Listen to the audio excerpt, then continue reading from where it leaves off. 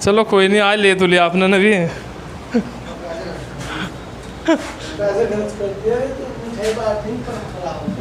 गुरु जी पैसे अगर अच्छे काम में खर्च हो रहे हैं ना तो कोई दिक्कत नहीं है। नहीं, गाड़ी भी सहूलियत है ना वो, नहीं तो लोगों के डॉक्टर को भी जा रहे हैं बेफालतू के। ठीक है जी, तो बस और पैसे तो यूज खाते रहिए, नहीं तो उन्हें क्या करोगे। कितने की बेची जी? 5 के। कौन सा मॉडल था? 2001। हाँ बस, वैसे तो कोई दिक्कत नहीं थी, स्प्लेंडर में कोई दिक्कत नहीं आई, बढ़िया चल रही गाड़ी।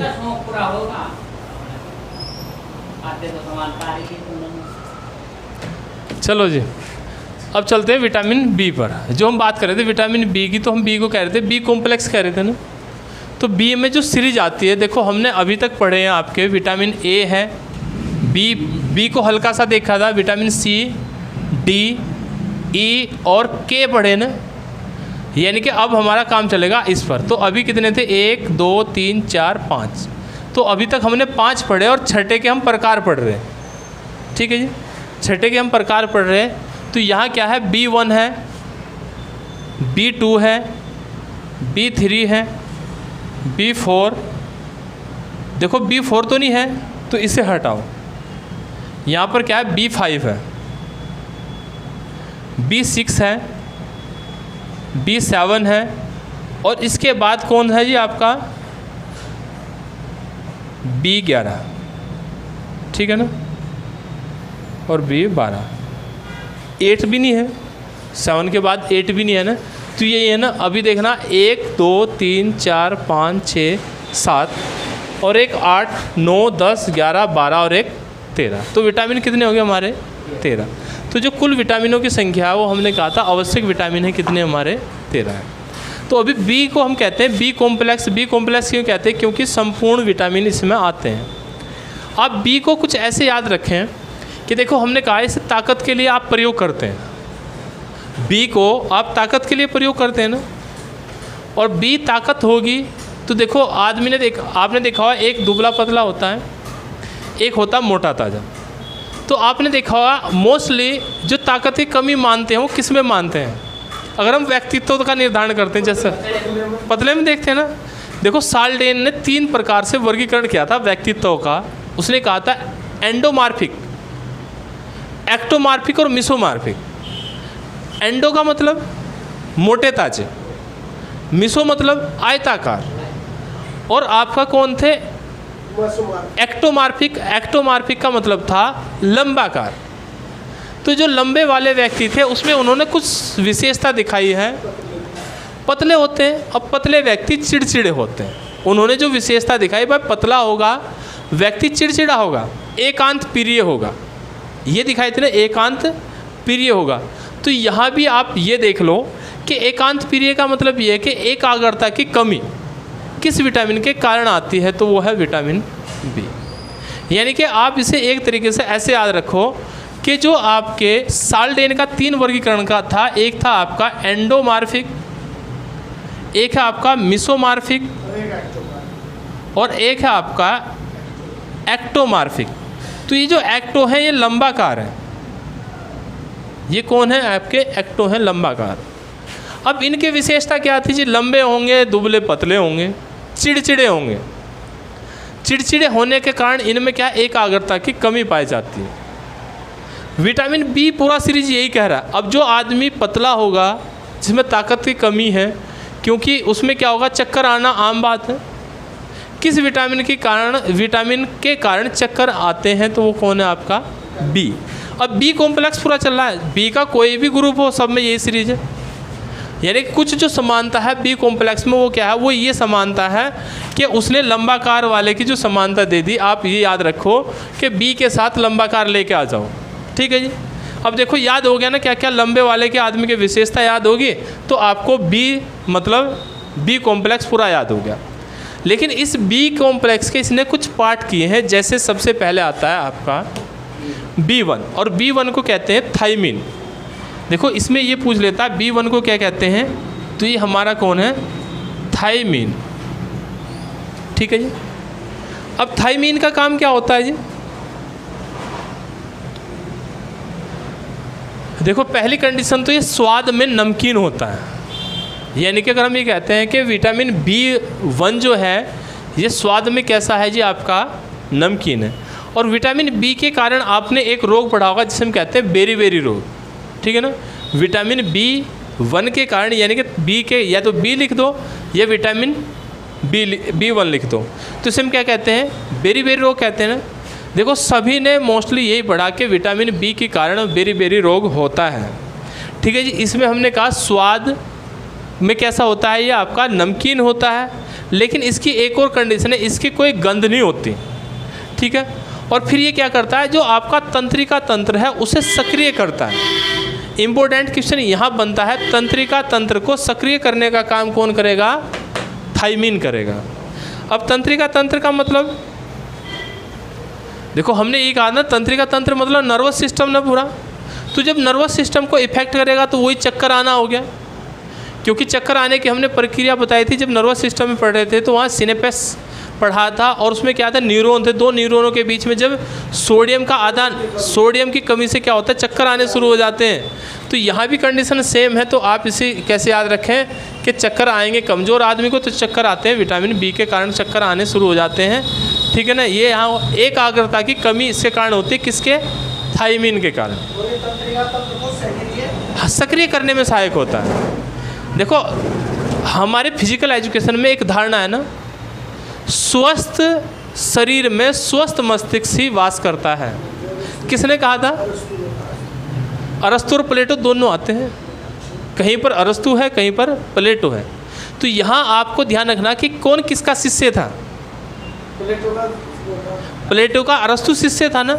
तो अगर दोनों ऑप्शन है तो पहले आप प्लेटो लगाओगे, और प्लेटो ऑप्शन नहीं है तब आप अरस्तु भी लगा सकते हैं, क्योंकि सबसे पहले किसने कहा था? प्लेटो ने। प्लेटो गुरु थे, तो उन्होंने कहा था स्वस्थ शरीर में स्वस्थ मस्तिष्क वास करता है। सेम कंडीशन लेके आ जाओ ना। अब यहाँ तो क्या है? स्वस्थ तो है ही नहीं। अब जब स्वस्थ नहीं है तो उसे थाइमीन दे दो, और थाइमीन देंगे तो उसका क्या होगा भाई? तंत्रिका तंत्र सही चलेगा ना। देखो यहाँ हमने कहा ना, तंत्रिका तंत्र को सक्रिय करता है, तो आप ऐसे करके याद रखें कि तंत्रिका तंत्र हो गया। इससे आपका देखो व्यक्तित्व भी हो गया, इससे आपका साथ साथ में व्यक्तित्व भी हो गया। अब स्नायु संस्थान किसे कहते हैं? फिर वही बात आ जाएगी तंत्रिका तंत्र की, तो वहाँ नर्वस सिस्टम की जगह स्नायु संस्थान लिख दे, तो बात कौन है? हमारे थाइमीन पे है, ठीक है जी। अब चक्कर आना ये तो आम बात है बी के कारण, ये तो हमने पहले ही कर दिया। अब बात करते हैं B2। देखो B1 थाइमीन था, ये हमें समझ आ गया कि इसे हमने किसके साथ पढ़ा? एक्टो के साथ पढ़ लिया, और एक बेरी रोग इसके कारण और पढ़ लिया। अब हमने कहा जो B2 है, अब B2 को क्या कहते हैं? राइबोफ्लोविन। B2 को क्या कहते हैं? राइबोफ्लोविन कहते हैं ना। तुम इसे कहते हैं राइबोफ्लोविन,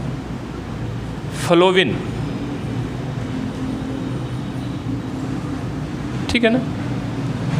अब देखो राइबोफ्लोविन क्या हो गया? आपका विटामिन B2 हो गया। अब इसकी कमी से क्या होता है? एक तो आप ऐसे याद रखो, देखो इसे, कि विटामिन बी के कारण क्या हो जाता है जी? राइबो है ना, राइबो। तो आप ऐसे याद रखो, राई पड़ जाती है, राई, ठीक है ना। और राई बराबर याद रखो दरार। अभी सुन लो पहले बस थोड़ा सा। देखो हमने कहा ना कि याद रखने का तरीका बता रहा हूँ।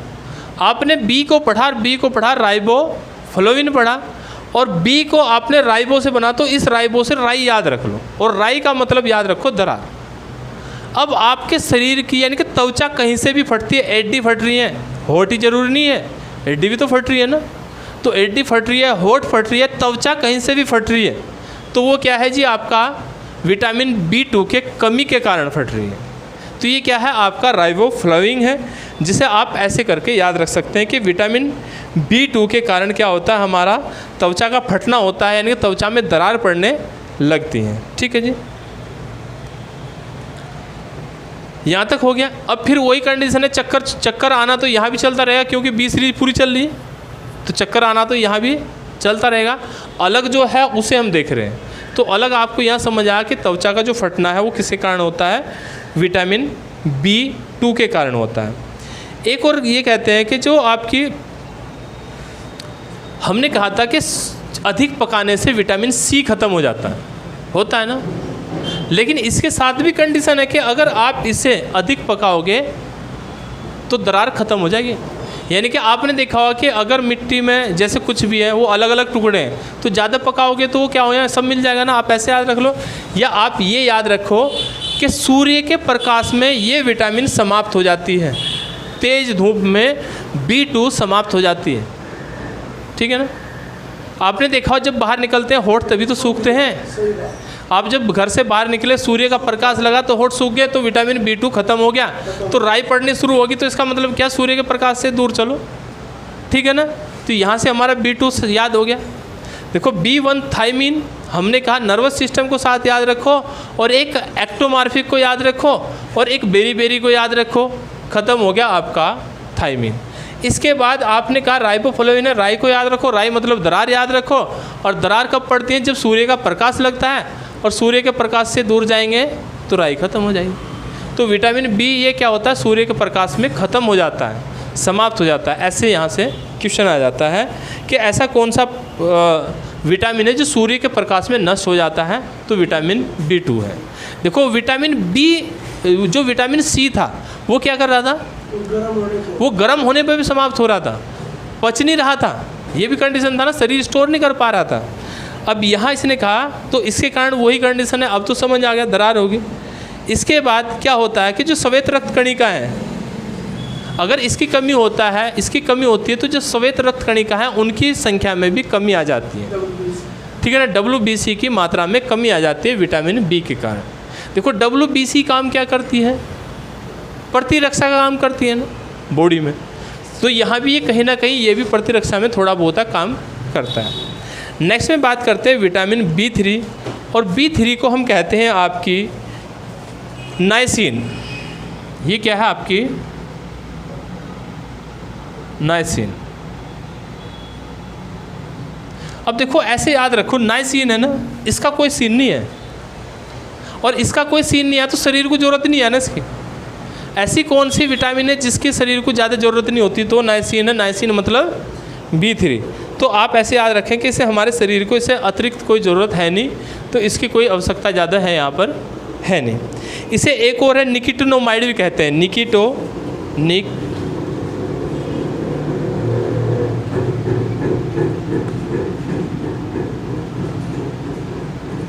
इसका जो दूसरा नाम है वो क्या है, निकोटिनोमाइड भी कहते हैं ऐसे, ठीक है ना।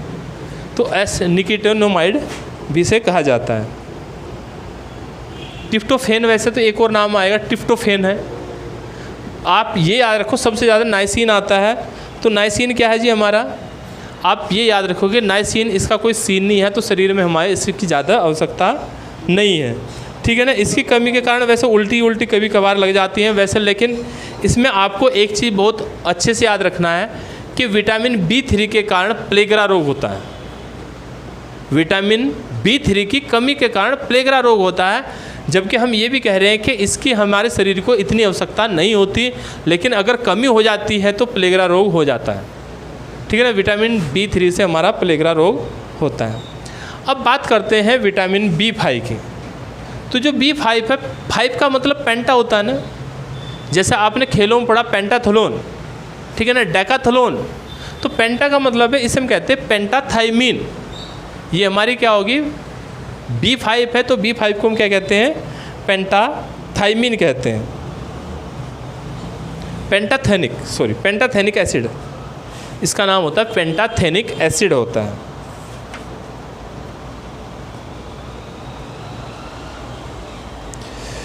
और काम इसका क्या होता है जी, देखो वैसे तो मुख्यतः 2 का ज़्यादा काम है, बाकी तो थोड़ा बहुत ही है। तो इसका काम क्या है, जो रक्त कणिका है उन्हें बनाने में सहायक होती है, और इसका ज़्यादा कोई काम है नहीं। एक और काम करती है ये, जो मुख्य काम है इसका नाइसिन का, देखो कार्बोहाइड्रेट हो वसा हो, उसका जब विखंडन होता है उसमें ये सहायक होती है। तो आपको ये भी ध्यान रखना कि ऐसी कौन सी विटामिन है जो कार्बोहाइड्रेट और वसा के विखंडन में सहयोग करती है, तो वो कौन है, आपकी नाइसिन है। आपको एक एग्जाम्पल देता हूँ। आपने देखा हो कई बार पेट साफ नहीं होता, तो मोस्टली लोग क्या करते हैं, अलग गोली आती है कैस्टोफिन की, वो लेते हैं और पेट साफ कर लेते हैं। जबकि अगर आपको यानी कि टैबलेट ना लेकर आप यानी कि जो विटामिन कहते हैं ना, विटामिन का कैप्सूल ले लो, बी कॉम्प्लेक्स कैप्सूल ले लो, आप क्या होगा, जो पाचन क्रिया वो सही हो जाएगी। क्योंकि इसने क्या कहा कि ये कहती है जो B3 आएगा उसमें, B3 का काम होगा कार्बोहाइड्रेट और वसा। ज़्यादा देर में जो पचता है वो वसा पचती है, और जो ज़्यादा देर में जो नहीं पचता वो कार्बोहाइड्रेट भी होता है, क्योंकि कार्बोहाइड्रेट के कुछ रूप होते हैं, जैसे स्टार्च है ना, जैसे आपने देखा सेलुलोज है, सेलुलोज को हम क्या कहते हैं, पॉलीसैकेराइड्स कहते हैं, और सेलुलोज पादपों में पाया जाता है, और सेलुलोज हमारी बॉडी में पचता नहीं है। अगर हमारी बॉडी में पचता तो हम पेड़ खा के पचा देते हैं ना भाई, पत्ते खाते हैं उन्हें पचा देते हैं, लेकिन ऐसी कंडीशन तो नहीं है, जानवर है पत्ते खा लेंगे पचा देंगे, तो सेलुलोज को जानवर पचा सकते हैं, हम नहीं पचा सकते। जो मंड होता है, मंड किसे कहते हैं, जो छिलक होता है जिसे हम भुस्सी कहते हैं, गेहूं के ऊपर आपने भुस्सी देखी, उसे भी हमारा शरीर ज़्यादा स्तर तक नहीं पचा पाता। तो यहाँ आपको देखो ध्यान ये रखना था कि जो नहीं पचते ज़्यादा जल्दी वो कौन है, एक तो कार्बोहाइड्रेट का रूप है पॉलीसैकेराइड्स वाला, और एक क्या है आपका वसा देर में पचती है जी। तो जब दोनों को पचने में टाइम लगता है, तो हमने जैसे मल्टीविटामिन का कैप्सूल खाया तो उसने इनका विखंडन करना शुरू कर दिया, तो ये कार्बोहाइड्रेट और वसा के विखंडन में सहायक होता है कौन, B3। अब यहाँ से समझ आ गया, B3 का पूरा चैप्टर हो गया ख़त्म। इसके बाद बात करते हैं हम आपके विटामिन B5 और B5 की बात कर रहे थे। तो ये हमारा कौन था, पेंटाथाइमिन की बात हो रही थी, निकोटाम। ये तो क्या था, इसकी तो जरूरत हमें ना के बराबर थी। ये जो हम बात कर रहे थे अभी, वो किसकी बात कर रहे थे, हम पेंटाथोनिक की कर रहे थे। तो पेंटाथोनिक करता है ना कि नाइसिन। पेंटाथोनिक क्या करता है, कार्बोहाइड्रेट और वसा के विखंडन में सहयोग करता है, ठीक है जी, और रक्त कणिकाओं को बनाने में सहयोग करता है कौन, आपका पेंटाथोनिक।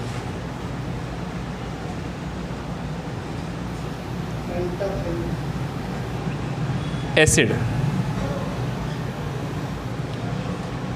तो ये हमारा क्या है, कार्बोहाइड्रेट है और आपका वसा है, इनके विखंडन में सहयोग करता है, और RBC की संख्या में वृद्धि करने में भी ये सहयोग करता है, ठीक है जी। अब बात करते हैं विटामिन B6 की, ठीक है जी। अब B6 क्या है, इसे कहते हैं पायरिडोक्सिन। हाँ, यहाँ आते हैं चलो B6 पर। तो B6 जो है वो हमारा क्या है, पायरिडोक्सिन।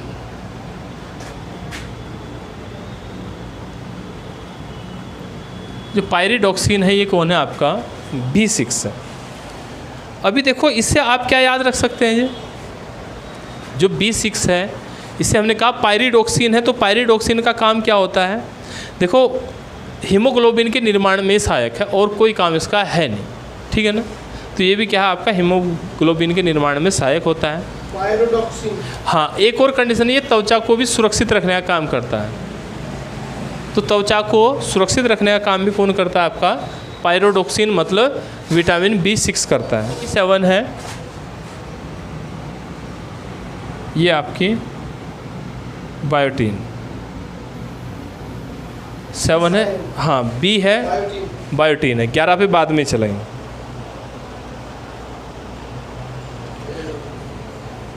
और इसकी कमी के कारण ये लिख लेना, मांसपेशियों में खिंचाव पैदा होता है। हाँ, विटामिन B7 की कमी के कारण, ये बायोटीन है, और उसके कारण क्या होता है, खिंचाव होता है। फोलिक अम्ल होता है गुरुजी 11, फोलिक अम्ल, ठीक है, फोलिक अम्ल होता है B11। हाँ, साइनोकोबाल्मिन B12 है, जिसे हम कोबाल्ट भी कहते हैं, ठीक है ना। और बायोटीन, ये यहाँ थोड़ा सा मिस्टेक हो गया था, बायोटीन क्या होता है हमारा B7 है, और B11 क्या है, फोलिक अम्ल है। और विटामिन का चैप्टर हो गया आपका कंप्लीट, ठीक है जी।